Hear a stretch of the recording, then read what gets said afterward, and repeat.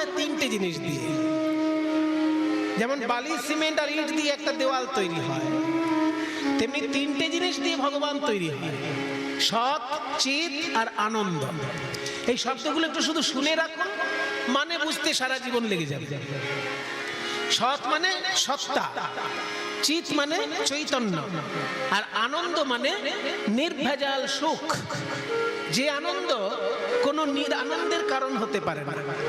আমাদের কাছে কোনো কোনো আনন্দ নিরানন্দের কারণ হয়। যেমন ধরুন, যদি কেউ মদ্যপান করে, খুব আনন্দ পাচ্ছে, কিন্তু এই মদ্যপান অতিরিক্ত করার ফলে তার শরীর যখন খারাপ হবে, এই কষ্টটার দুর্ভোগও তাকে পোহাতে হবে। তাহলে এই কষ্টের দুর্ভোগের জন্য তার কারণ কোনটা? মদ্যপানের আনন্দটা। কাজে কোনো কোনো আনন্দ দুঃখ বয়ে নিয়ে আসে, সেই আনন্দ কিন্তু ঈশ্বরের আনন্দের সঙ্গে এক নয়।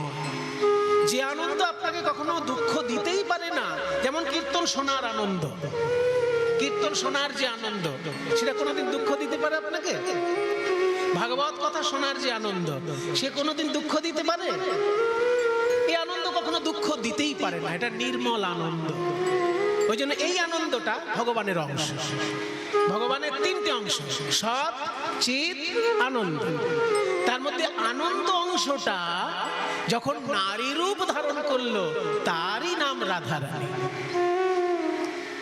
তাহলে ভগবানের 30% রাধারানী হচ্ছে, মানে 33.3 মাথায় পৌনঃপুনিক থাকছে। যদি সৎ, চিত, আনন্দ মিলে ভগবান হয়, তাহলে তার মধ্যে একটা অংশের নাম আনন্দ। সেই আনন্দটা যখন নারী মূর্তি ধারণ করলো, সেটাই রাধা। রাধা কৃষ্ণ প্রণয় বিকৃতির লাদিনী শক্তির তাহলে রাধারানী যদি কৃষ্ণের আনন্দময় মূর্তি হয়, আনন্দময়ী মূর্তি হয়, তারই কাছে কৃষ্ণ ঋণী হয়েছে। কেন না? শ্রীকৃষ্ণ ততখানি প্রেম জানেন না যতখানি প্রেম রাধারানী জানেন। সেই জন্য রাধারানীর কাছে প্রেমের ঋণী শ্রীকৃষ্ণ। প্রেমের পসরা, তার মানে কি? তুমি প্রেমের পরিপূর্ণ মূর্তিময়ী প্রতিমা, পরিপূর্ণ মূর্তি প্রেমের। তা তুমি হলে প্রেমের মূর্তি, আর আমি হলাম রাখাল। আমি কি বুঝি? ভালোবাসার। রাধে তুমি মহাজন, যে করো ভর্ৎসন, সুধা সম মোহে লাগে। রাধে তুমি মহাজন, যে করো ভর্ৎসন, সুধা সম সার লাগে। মনে করুন আপনি গরিব মানুষ, আর আপনার জমি চাষ করার জন্য মাঝে মাঝে দাদন টাকা পয়সা ঋণ নিতে হয়। এবার যিনি আপনাকে ঋণ দেন, তিনি প্রত্যেকবারই আপনাকে গালাগালি দেন, কিন্তু ঋণও দেন। তখন আপনার মনে হয় না যে গালাগালিটা শুনলেও কোনো অসুবিধে নেই, ঋণটা তো দেবে। গালাগালি দিয়ে যদি ঋণ না দিত, তাহলে খুব বিরক্ত লাগে। তা শ্রীকৃষ্ণ আজকে রাধারানীকে বলছে, তুমি হচ্ছ প্রেমের মহাজন। মানে প্রেম তোমার কাছে ধার পাওয়া যায়। তুমি যখন আমাকে ওই প্রেম আমি ধার শোধ করতে না পারলে, তুমি যখন আমাকে গালাগালি দাও, ওটা শুনতেও আমার খুব মজা লাগে। রাধে তুমি মহাজন, যে করো ভৎসন, সুধা সম মোহে লাগে। রাধে তুমি মহাজন, যে করো ভৎসন, সুধা সম সার লাগে। তুমি আমাকে যখন ভৎসনা করো, আমার একদম সুধার মতো লাগে। তোমার ওই গালাগালি গুলো যেন আমার কাছে অমৃতের মতো লাগে। হ্যাঁ, প্রিয়া যদি মান করি করো এ ভৎসন। বলছি, যদি ব্রাহ্মণ বেদমন্ত্র উচ্চারণ করে, তাহলে ভগবান অত্যন্ত খুশি হন। কিন্তু সেই ভগবান আবার যখন ব্রজগোপী গালাগালি দেন, আরো বেশি করে খুশি হন। তাই বলছে, প্রিয়া যদি, চরিতামৃতে বলছেন যে প্রিয়া যদি মান করি করয়ে ভৎসন, বেদস্তুতি হইতে তাহা হরে মোর। তুমি মহাজন, বলে তুমি আমার প্রেমের গুরু। তুমি আমার প্রেমের গুরু, আমায় প্রেম করা শিখাইয়েছ, তাই তুমি আমার প্রেমের গুরু। আমায় প্রেম করা শিখায়েছ, রাই তুমি আমার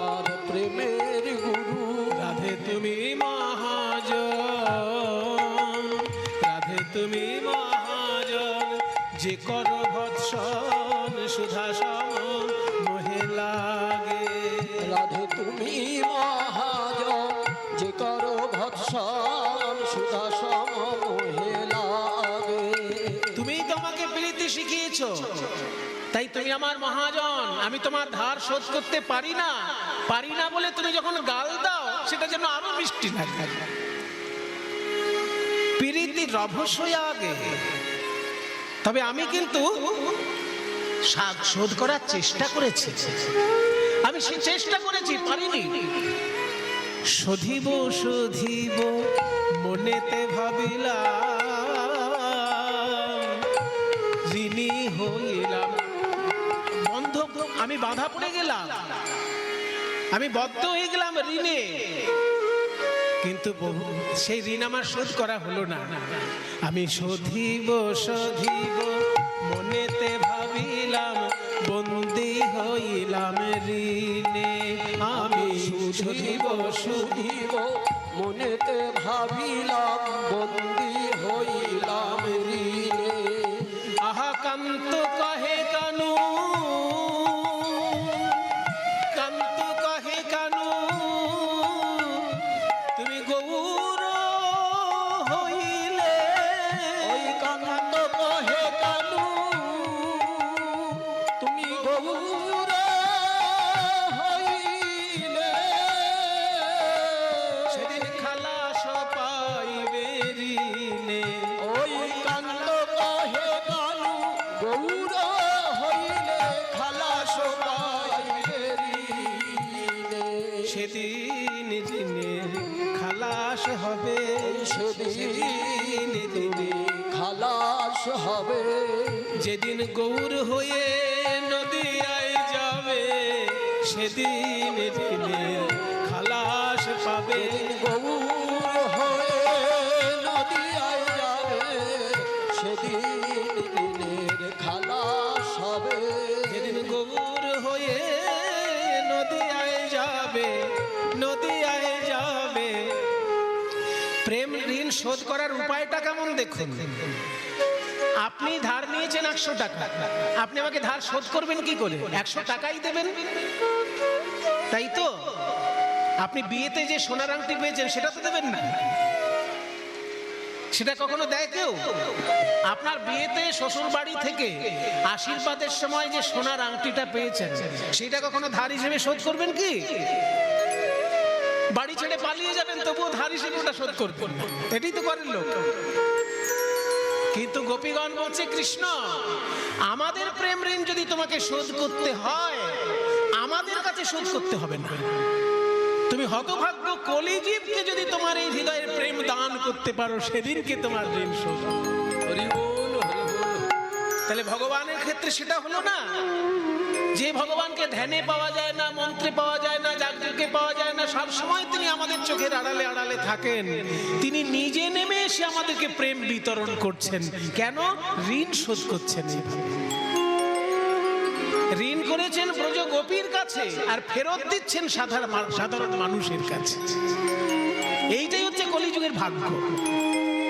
এই ঘোর কলিযুগের বড় ভাগ্য এটাই যে ভগবান কৃষ্ণ প্রেম ঋণ করেছেন গোপীদের কাছে, গোপীদের কাছে ফেরত দেবার কথা, কিন্তু সেটা নয়, তিনি ফেরতটা দিচ্ছেন আমাদের কাছে।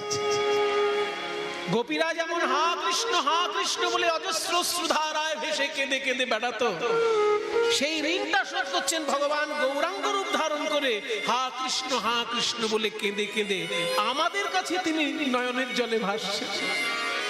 সেই প্রেম তিনি আমাদেরকে দিচ্ছেন। যেদিন গৌর হয়ে নদিয়ায় যাবে, সেই দিন ঋণের খালাস পাবে। যেদিন গৌর হয়ে নদিয়ায় যাবে, সেদিন ঋণের খালাস পাবে। তাই কান্ত কহে কানু। এই যে কান্তের পদ আপনারা শুনলেন, আশ্চর্য ব্যাপার, এই বৈষ্ণব পদাবলীটি নেতাজি সুভাষচন্দ্রের অত্যন্ত প্রিয় গান ছিল। আমাকে তাপাইবাবু বলেছেন যে উনি প্রায়ই এই গানটি ওনার গাড়িতে চালিয়ে চালিয়ে শোনেন। নেতাজির প্রিয় কীর্তন, নেতাজির প্রিয় অনেক গান ছিল, তার মধ্যে বেশ কিছু কীর্তনও আছে। তার মধ্যে এইটা একটা, যে আমাদের দেশের স্বাধীনতা সংগ্রামে যারা নিজের সংসারের সুখ তুচ্ছ করে দিয়ে নিজেদের প্রাণ বিসর্জন দিয়েছেন, নিজেদের জীবনটাকে উৎসর্গ করেছেন যারা আমাদের দেশের স্বাধীনতার জন্য, তাদের মধ্যে নেতাজি সুভাষ আমাদের কাছে প্রাতঃস্মরণীয় পূজনীয় ব্যক্তিত্ব। তার প্রিয় কীর্তনগুলির মধ্যে এইটি। আহা কান্ত কহে কানু গৌর হইলে, কান্ত কহে কানু গৌর হইলে খালাস পাইবে ঋণে। ওই কান্ত কহে কানু গৌর হইলে খালাস পাইবে ঋণে। যেদিন তুমি গৌর হয়ে হা কৃষ্ণ বলে কেঁদে কেঁদে পথে পথে ছুটে বেড়াবে, সেদিন জানবে এই গোপীরা কিভাবে কৃষ্ণ বলে কেঁদে কেঁদে পথে ছুটে বেড়াতো। এই ঋণ তোমার কলিযুগে গিয়ে শোধ হবে। তাই আজকে কলিযুগে মহাপ্রভু হানাথ হানাথ বলি লুটায় ধরণী। এমন সময় যখন সারা রাত্রির মহাপ্রভু পুরীধামে গম্ভীরা ঘরের মধ্যে কৃষ্ণ কৃষ্ণ বলে কাঁদতেন, তার দুই পাশে দুই মহাজন বসে থাকতেন।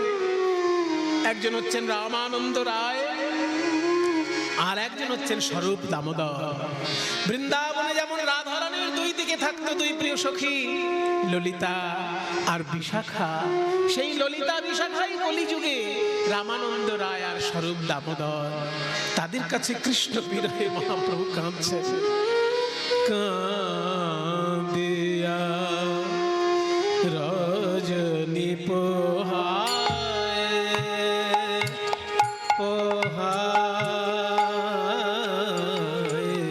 রজনী পোহায়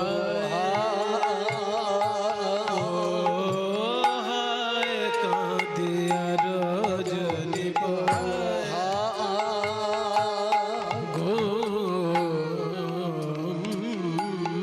গম্ভীরা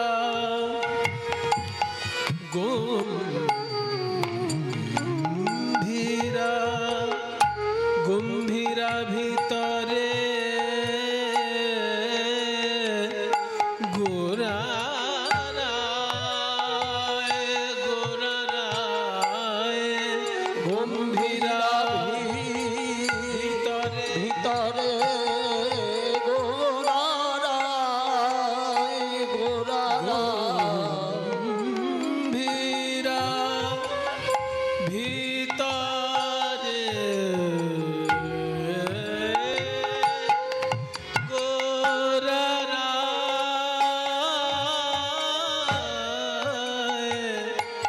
গম্ভীরা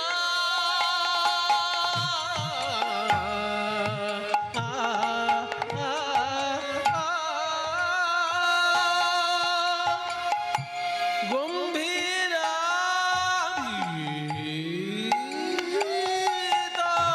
ভিতরে গম্ভীরা গম্ভীরা গম্ভীরা ভিতরে গম্ভীরা ভিতরে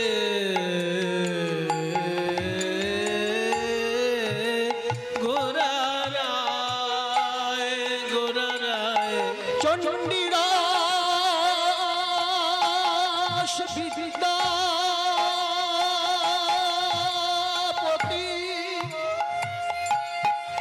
রায়ের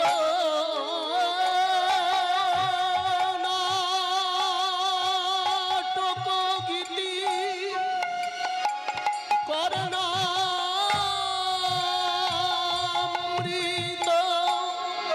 শ্রীগীত গোবিন্দ মহা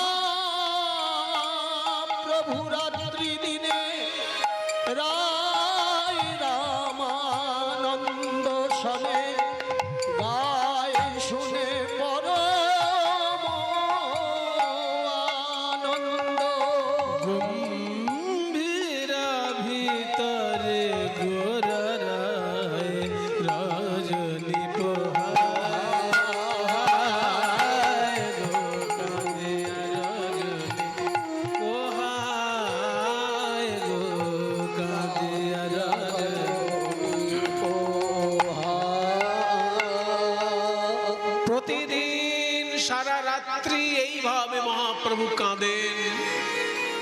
ভক্তগণ বলেন ঋণ শোধ করছেন, আর স্বরূপ রামানন্দের চোখে ঘুম আসে না যে মহাপ্রভু একটু না ঘুমলে আমরা কি করে ঘুমবো। আর দিনের বেলায় একটা ঘটনা ঘটলো একদিন। একটা সাধারণ লোক, অতি সাধারণ লোক, সমুদ্রে স্নান করে আর জগন্নাথের মন্দিরে এসে প্রণাম করে। আপনারা পুরীতে গেছেন তো? যারা যাননি যাবেন। পুরী হচ্ছে আমাদের পূর্ব ভারতের মধ্যে একটি প্রধান তীর্থ। বাঙালিদের মধ্যে যেমন পূর্ব ভারতের প্রধান তীর্থ হচ্ছে গঙ্গাসাগর। এই গঙ্গাসাগর ছাড়া অন্য সমস্ত তীর্থই যেগুলো বাংলায় আছে সেগুলো বাঙালিদের জন্য, সারা ভারতের লোকের জন্য। কিন্তু সারা ভারতের লোকের জন্য বা সারা পৃথিবীর লোকের জন্য যেমন নবদ্বীপ একটা মহাতীর্থ, তেমনি সারা ভারতবাসীর জন্য গঙ্গাসাগর একটা তীর্থ। দেখবেন গঙ্গাসাগরের সময় ভারতের কোন কোন থেকে লক্ষ লক্ষ মানুষ আসে। তেমনি উড়িষ্যার মধ্যে ভারতের শ্রেষ্ঠ তীর্থগুলির মধ্যে হচ্ছে জগন্নাথের মন্দির। অবশ্যই যাবেন। সমুদ্রে স্নান করে জগন্নাথের মন্দির পর্যন্ত আসতে 2 কিলোমিটার রাস্তা। এই রাস্তাটার মধ্যেই সমুদ্র থেকে মন্দিরের দিকে আসার সময় ডান দিকে পড়বে যে মন্দিরে মহাপ্রভু থাকতেন। সেই মন্দিরটার নাম গম্ভীরা মঠ বা রাধাকান্ত মঠ। ওই রাস্তায় লোকটি আসছে, স্নান করে জগন্নাথ মন্দিরে প্রণাম করে, তারপরে বাড়িতে গিয়ে খাওয়া দাওয়া করে কাজে চলে যায়। রোজকার ঘটনা। সে লোকটা যেহেতু সাধারণ কর্মী লোক, অত কিছু বোঝে না শাস্ত্রের, আর বুঝতে চায়ও না, বোঝার সময়ও নেই তার। এইটুকু বুঝে নিয়েছে যে সমুদ্রে স্নান করা মহাপুণ্য, জগন্নাথকে প্রণাম করা মহাপুণ্য। ওই জন্য স্নানটা করে প্রণামটা সেরে খাওয়া দাওয়া করে কাজে চলে যায়। আর সারাদিনের মধ্যে ভগবানের সঙ্গে কোনো যোগাযোগ নেই। তবে এই যে সমুদ্র থেকে মন্দির 2 কিলোমিটার, এই রাস্তাটা যখন হেঁটে আসে তখন কারোর সঙ্গে গল্প করে না, হরিনাম করতে করতে আসে। জানে যে 24 ঘন্টার মধ্যে আমি আর ভগবানকে ডাকার সময় পাবো না, তাই এই রাস্তায় হাঁটার সময় সে আর কিছুই করে না, নাম করতে করতে আসে। আর সেই রাস্তার পাশেই মহাপ্রভুর মন্দির। যেই একটু উচ্চৈস্বরে হরিনাম হয়ে গেছে, অমনি মহাপ্রভুর কানে এসে পড়েছে। আর মহাপ্রভু উন্মাদের মতো ছুটে চললেন লোকটির দিকে। উন্মাদের প্রায় গোরা ছুটি ছুটি ধায়, ওই উন্মাদের প্রায় গোরা ছুটি ছুটি ধায়, আমায় বলে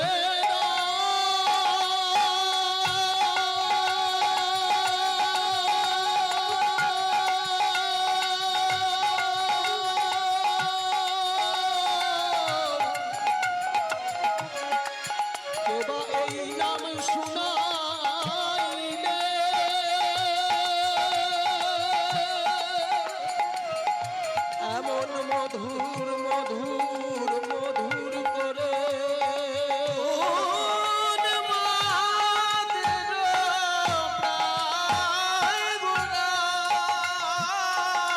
ছুটি ছুটি যে করে গোবিন্দ নাম প্রভু ধরে তার পায়। যে করে গোবিন্দ নাম ধরে তার পায়। অতি সাধারণ লোক, বেশি ধর্ম বোঝে না, আর বোঝার সময় নেই। শুধু স্নান করে মন্দিরে আসার সময় রাস্তায় হরিনাম করে, এইটুকুই তার ধর্ম। আর সে লোকটা এইটুকু খবর রেখেছে যে যিনি জগন্নাথ তিনিই কৃষ্ণ, আর তিনিই বর্তমানে চৈতন্যদেব। আর সেই চৈতন্যদেব যখন পায়ের কাছে এসে পড়লো, লোকটির কি অবস্থা হয়? আহা প্রভু, আপনি কি করছেন? আপনি যদি আমার পায়ে হাত দিয়ে বলেন আমার নরকেও জায়গা হবে না প্রভু, আমি কোনো বড় ভক্ত নই, খুব সাধারণ মানুষ। গৌরসুন্দর বলছে না ভাই, তুমি কৃষ্ণ নাম যখন করেছো, কৃষ্ণের খবর তুমি দিতে পারবে। জানো যদি আমায় বলে দাও গো, জানো যদি আমায় বলে দাও গো, আমি কেমন করে পাবো তার জানো যদি আমায় বলে দাও, আমি কেমন করে পাবো তারে জানো যদি আমায় বলে দাও। আমি কেমন করে পাবো তারে যার নাম শুনায়ে আমায় পাগল কইলে। কেমন করে পাবো তারে শোনায়ে পাগল কইলে। কেমন করে পাবো তারে শোনায়ে পাগল বলি জানো যদি আমায় বলে দাও। সাধারণ লোক কিছুই বুঝতে পারছে না মহাপ্রভু কেন ওই সাধারণ লোকটার কাছে এরকম কাকুতি বিনতি করে কাঁদছে। বাসুদেব ঘোষ বলছে আমি একটু চেষ্টা করে বলতে পারবো। সমুদ্রের ধারে দাঁড়িয়ে থাকলেই বলা যায় না যে কখন ঝড় উঠবে। যারা সমুদ্র নিয়ে দিনরাত গবেষণা করে, যারা আবহাওয়া নিয়ে গবেষণা করে, তারাই বলতে পারে ঝড়টা কখন উঠবে। ঠিক তেমনি বাসুদেব ঘোষ শুধু মহাপ্রভুর সঙ্গে নাচ গান করে তা নয়, প্রতি মুহূর্তে খবর রাখে মহাপ্রভুর কোন ভাব কেমন ভাবে প্রকাশ পাচ্ছে। তাই আজকেও বাসুদেব ঘোষ বলছে শোনো, কেন মহাপ্রভু ওই সাধারণ লোকের পায়ে ধরে কাঁদছে জানো? আসলে এখন মহাপ্রভু আর মহাপ্রভু নয়, রাধারানী হয়ে গেছে। আর ওই সাধারণ লোকটিকে মহাপ্রভু ভাবছেন নারদ মুনি। বৃন্দাবনে যখন নারদ মুনি এসেছিল তখন রাধারানী তাকেও পায়ে ধরে বলেছিল আমার প্রাণনাথ কৃষ্ণ কোথায়। তখন নারদ মুনি বলেছিলেন রাধে তুমি কেঁদো না, তোমার প্রাণনাথের সঙ্গে মিলন ঘটানোর দায়িত্ব আমার। প্রভাস তীর্থে আমি তোমার প্রাণনাথের সঙ্গে মিলন ঘটাবো, তবে আমি ভালো করে নিঃশ্বাস নেব। আজকে সেই নারদ মুনিকে মনে করছেন ওই সাধারণ লোকটিকে, মনে করছে সেই নারদ মুনি, আর নিজে হয়েছেন রাধা। তাই প্রভাস তীর্থের যে লীলা, সেই লীলা আজকে মহাপ্রভুর মনে পড়েছে। এত লিগুড়া চাঁদের লোরে নয়ান ভাসে, প্রভাস পড়ল মনে কহে বাসু ঘোষে। আরে প্রভাস পড়ল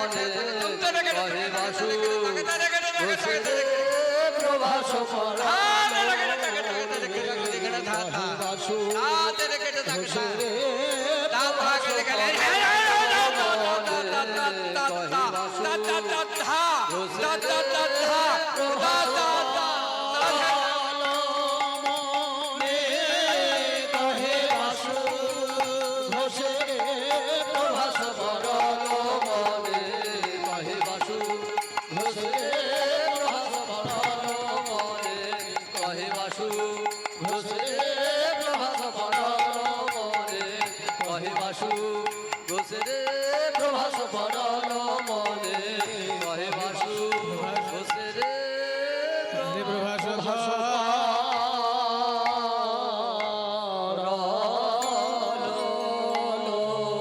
একবার চলে রে আমার মন যমুনা পুলিনে যেথায় শ্রীধাম বৃন্দাবন একবার চলে রে হরি বল হরি বল চলে আমার মন যমুনা পুলিনে যেথা শ্রীধাম বৃন্দাবন একবার চলে আমার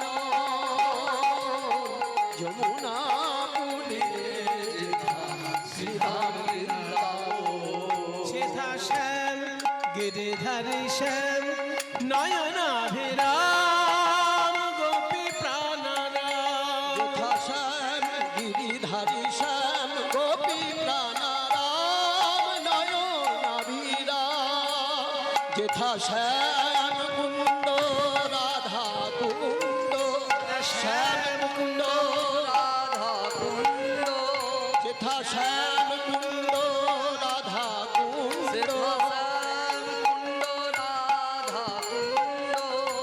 গিরি গোবর্ধন যমুনা পুলিনে যেথা শ্রীধাম বৃন্দাবন একবার চল রে আমার মন যমুনা পুলিনে যেথা শ্রীধাম বৃন্দাবন সেথায় যাবে প্রাণ জুড়াবি রাধা শ্যামে দেখতে পাবি সেথা যাবি প্রাণ জুড়াবি রাধা শ্যামে দেখতে পাবি সেথা যাবি প্রাণ জুড়াবি রাধা শ্যামে দেখতে পাবি সেথায় যাবি প্রাণ জুড়াবি রাধা শ্যামে দেখতে পাবি সেথা যাবি প্রাণ জুড়াবি রাধা শ্যামে দেখতে পাবি সেথা যাবি প্রাণ জুড়াবি রাধা শ্যামে দেখতে পাবি সেথা যাবি প্রাণ জুড়াবি